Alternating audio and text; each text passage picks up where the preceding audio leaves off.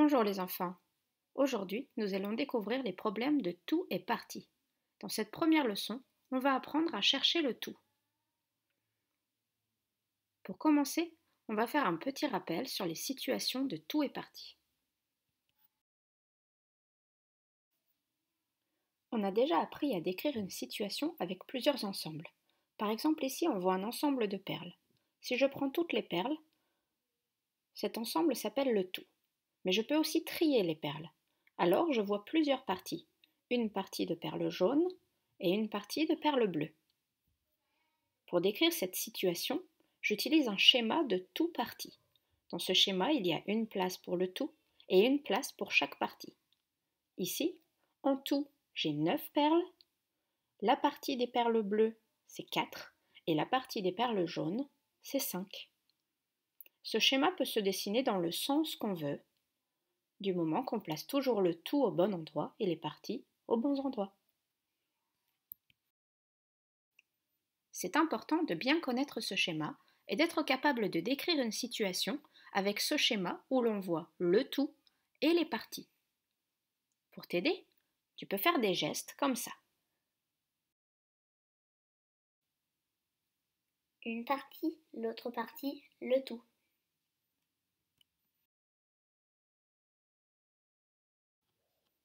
Je te montre quelques exemples. Sur cette étagère, en tout, il y a 8 livres. 5 livres sont rangés debout et 3 livres sont rangés à plat. Sur cette plage, en tout, je vois 6 enfants. 4 enfants sont dans l'eau et 2 enfants sont hors de l'eau. Et ces bougies, je vois 9 bougies allumées et 5 bougies éteintes. En tout, il y a 14 bougies. Parfois, il y a plus que 2 parties. Dans ce cas, on va changer le schéma. Ici, si je m'intéresse aux couleurs, je vois 3 parties, les bleus, les jaunes et les rouges. Et en tout, il y a 10 formes différentes. Mais si je m'occupe des formes, je vais voir 4 parties. La partie des triangles, la partie des carrés, les rectangles et les ronds. Et il y a toujours 10 formes en tout. Je te présente maintenant un problème de tout parti. Ma mamie a un grand aquarium. Dedans, elle a 9 poissons clowns et 7 poissons ballons. Combien a-t-elle de poissons en tout dans son aquarium? Comme d'habitude, on commence par faire un film mental. Dans mon film mental, je vois les poissons, mais il ne se passe rien. On n'ajoute rien et on ne retire rien. Par contre, je peux bien voir les ensembles. La partie des poissons clowns, la partie des poissons ballons et l'ensemble de tous les poissons. Et maintenant, on va pouvoir résoudre le problème. Pour résoudre un problème de tout et partie, on va toujours commencer par dessiner les schémas tout partie. Dans notre problème de poisson, quand j'ai fait mon film mental, j'ai vu la partie des poissons clowns, il y en a 9, et la partie des poissons ballons, il y en a 7. Et dans ce problème, on me demande combien il y a de poissons en tout. Donc, je vais devoir chercher le tout.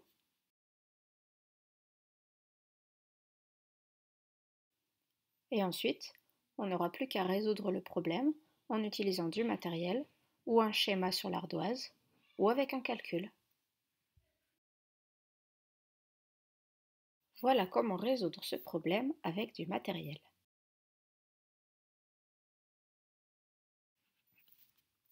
Je regarde le schéma tout parti que j'ai dessiné, puis je décris la situation avec du matériel. Il va nous falloir 2 objets différents pour représenter les 2 parties. Ici, je prends des jetons rouges pour les poissons clowns, donc j'en mets 9, et des jetons verts pour les poissons ballons, donc j'en mets 7. Comme je cherche le tout, je compte tout ensemble et je vois qu'en tout, il y a 16 poissons.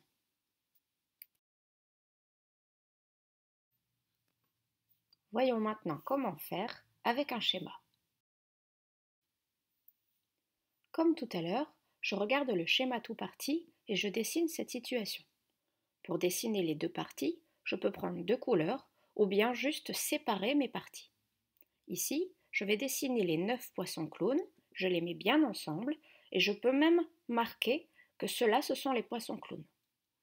Ensuite, je dessine les 7 poissons ballons, je les mets aussi bien ensemble et j'écris que cette partie, ce sont les poissons ballons. Comme je cherche le tout, je n'ai plus qu'à compter tous les poissons ensemble et je vois que ça fait 16 poissons en tout. Et maintenant, je te montre comment faire pour résoudre avec un calcul. Sur mon schéma tout parti, on voit que je cherche le tout. Tout à l'heure, quand on a fait le geste, on a bien vu que pour trouver le tout, il faut réunir les deux parties. Et nous, on sait que le signe plus veut dire réunir. Il veut dire ajouter, mais il veut aussi dire réunir. Donc je n'ai plus qu'à faire ce calcul. Je prends une partie et l'autre partie. Je mets le signe plus au milieu pour dire que je vais réunir mes deux parties.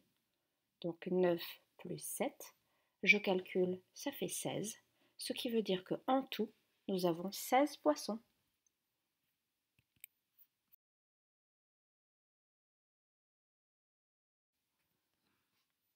Je n'ai plus qu'à écrire la réponse. Dans ce problème, on me demandait combien de poissons a Mamie en tout, donc j'écris « Dans son aquarium, Mamie a 16 poissons en tout ». Maintenant, écoute bien. Je vais te dire ce qu'il faut retenir sur les problèmes de tout parti où on cherche le tout. Un problème de tout et parti, quand on cherche le tout, c'est un problème où on voit plusieurs parties.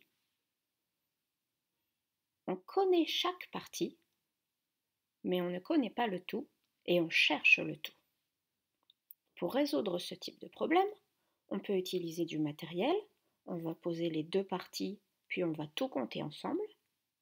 Ou bien on peut faire un schéma, on va dessiner les deux parties et on va tout compter ensemble. Ou bien on peut faire un calcul, on va réunir les deux parties en faisant une addition.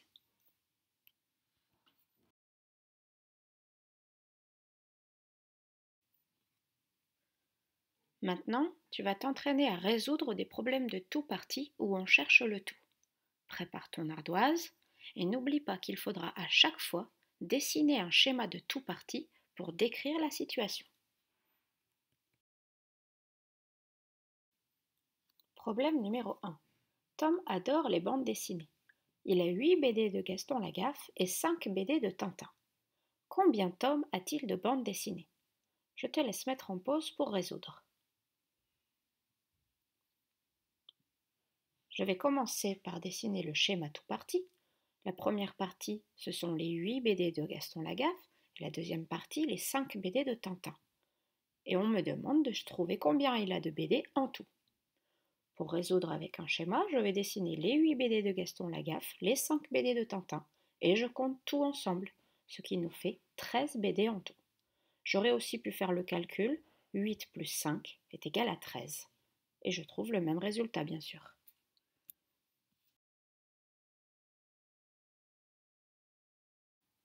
Problème numéro 2. Dans la classe de Monsieur Legrand, il y a 14 filles et 11 garçons.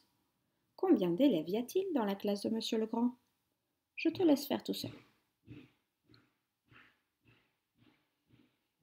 Pour le résoudre, comme d'habitude, je commence par dessiner le schéma tout parti.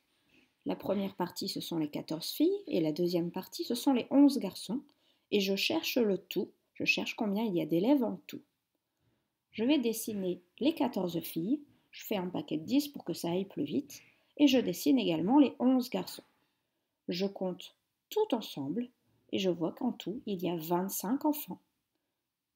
Je peux aussi faire le calcul 14 filles plus 11 garçons est égal à 25 élèves en tout.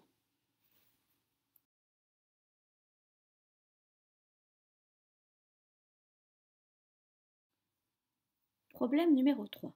Dans le potager, nous avons récolté 7 belles courgettes, 3 potirons et 12 tomates. Combien de légumes avons-nous récolté en tout? Pour résoudre ce problème, je vais faire un schéma tout parti, mais cette fois j'ai 3 parties. Les 7 courgettes, les 3 potirons et les 12 tomates. Et je cherche le tout. Je vais résoudre par un schéma. Je vais donc dessiner d'abord mes 7 courgettes, puis mes 3 potirons et mes 12 tomates. Je n'ai plus qu'à tout compter ensemble pour savoir le tout. Il y a 22 légumes en tout. Je peux aussi faire un calcul en réunissant les parties. 7 plus 3 plus 12, c'est égal à 22.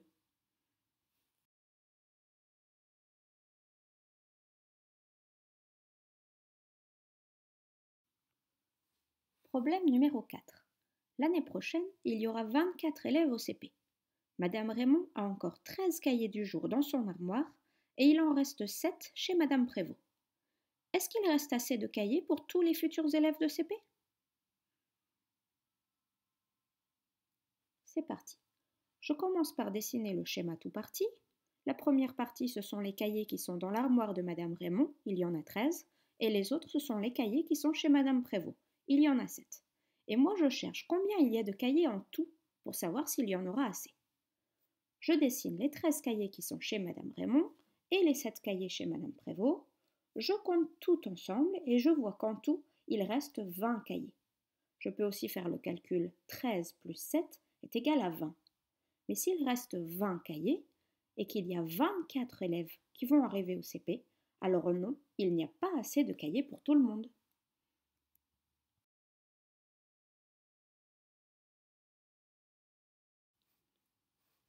Et voilà, cette leçon sur les problèmes de tout parti est terminée.